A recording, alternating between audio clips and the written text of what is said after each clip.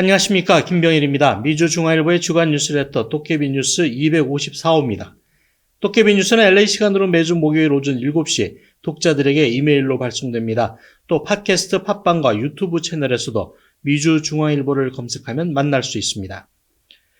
폭염과 함께 한동안 복권 열풍이 불었습니다. 지난 7월 19일 캘리포니아 복권국은 미국 복권 역사상 6번째로 큰 잭팟 상금이 걸린 파워볼 추첨에서 당첨자가 나왔다고 발표했습니다.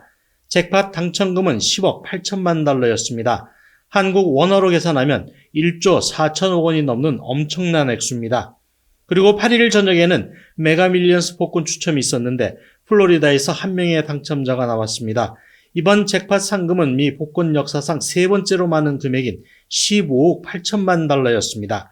1996년 처음 시작된 메가밀리언스 복권만으로 따지면 역대 최대 당첨금에 해당하는데요. 한국 원화로 무려 2조 원이 넘습니다. 정말 당첨되기만 하면 인생 역전이 가능한 천문학적인 금액인데요. 복권의 시초는 고대 시대까지 거슬러 올라갑니다. 고대 로마의 네로 황제 등 여러 황제가 황실의 경비 조달을 위해 복권을 발행했다는 기록이 있습니다. 근세에 들어와서는 이미 15세기부터 유럽의 영주들이 복권을 발행했고 영국의 엘리자베스 1세 여왕은 1569년에 복권을 발행한 것으로 전해집니다. 17세기에는 이미 복권 발행이 보편화됐는데 교회나 학교 등 공공시설 건설이나 복지나 자선 사업을 위한다는 명분을 내세웠습니다. 하버드 대학 기숙사 건축비가 복권 발행을 통해 조달됐고 2차 세계대전 중에는 구소련에서 전비 충당을 위한 목적으로 복권을 발행한 적도 있습니다. 지금도 복권을 시행하고 있는 나라는 복권 수익금을 저소득층 주택건설이나 교육 예산 투입 등 명분 있는 사용처를 제시하는 경우가 대부분입니다. 기억나실지 모르겠습니다만 한국에서는 1970년대부터 80년대에 주택 복권이 성황을 누렸습니다. 1981년부터 TV에서 추천 방송을 했는데 진행자가 준비하시고 쏘세요 라고 하면 번호가 적힌 둥근판이 돌아가고 거기에 화살을 쏘는 방식으로 추첨 번호를 뽑았던 기억이 납니다. 올림픽을 전후해서는 올림픽 복권으로 이름이 바뀌기도 했는데요. 결국 새로 등장한 현대식 복권인 로또에 밀려 2006년에는 폐지되고 말았습니다. 미국에서는 파워볼과 메가밀리언스 복권이 대표적인 추첨식 복권입니다.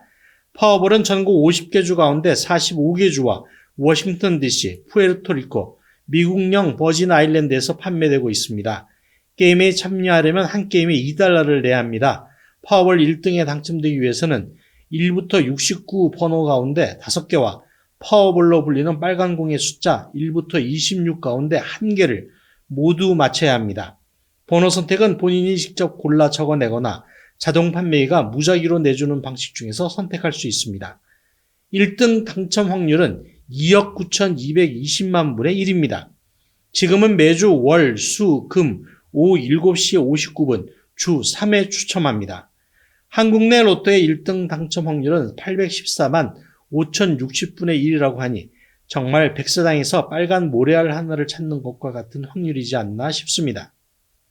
또 다른 복권인 메가밀리언스는 원래 더 빅게임이라는 이름으로 1996년부터 시행되다 한동안은 더 빅게임 메가밀리언스로 불리기도 했습니다. 파워볼 복권과 비슷하게 전국 45개 주와 워싱턴 DC, 미국령 버진 아일랜드에서 복권 구매가 가능합니다.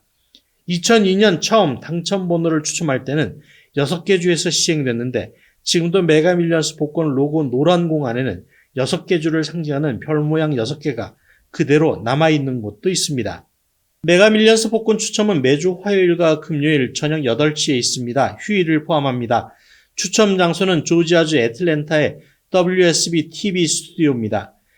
매번 최소 당첨 금액은 2천만 달러며 당첨자가 없으면 상금은 다음 회차로 이월됩니다.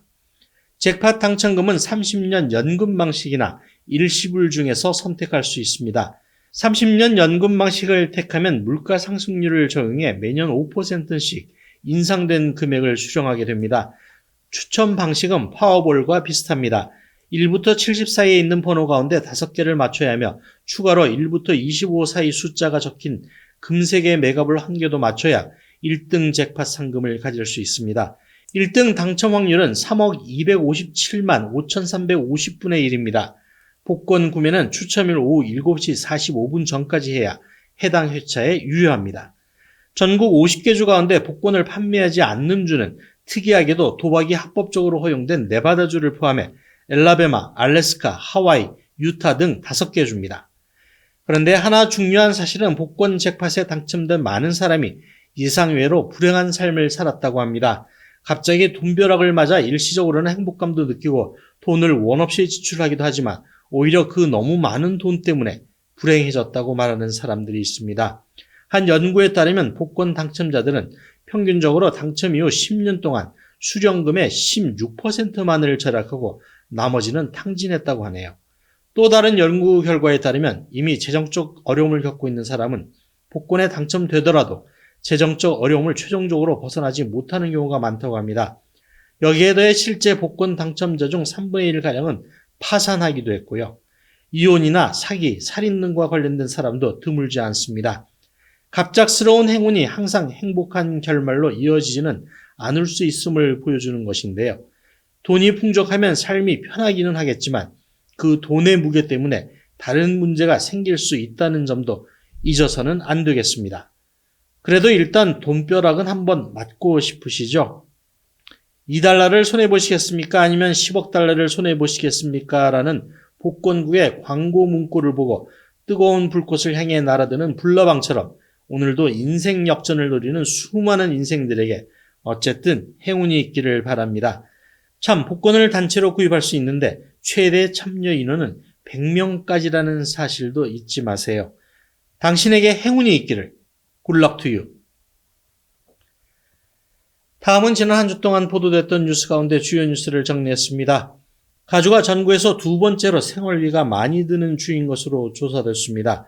소프트웨어 업체 도서가 전국의 주별 모기지, 렌트, 오토론, 유틸리티, 자동차 보험, 케이블, 인터넷, 전화, 휴대전화, 건강, 생명보험료 등의 고지서 데이터를 분석한 결과 가주민은 앞서 언급한 명목으로 월 평균 2,838달러를 지출한 것으로 집계됐습니다. 이는 전국적으로 따지면 하와이에 이어 2위에 해당하는데요. 전국 평균치인 2,064달러보다는 38.7% 지출이 더 많은 액수입니다. 또 이 액수는 가주 평균 소득의 40% 수준입니다. 고지서 항목 중 가장 큰 금액을 차지하는 것은 주택 모기지로 매달 평균 2,402달러를 지출하는 것으로 나타났습니다.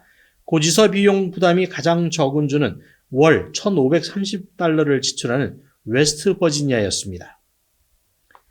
네, 지난달부터 발효된 캘리포니아 동물복지법 조치로 삼겹살 도매 가격이 3배나 폭등한 것으로 나타났습니다. 이에 따라 조만간 소매 가격도 오를 전망인데요.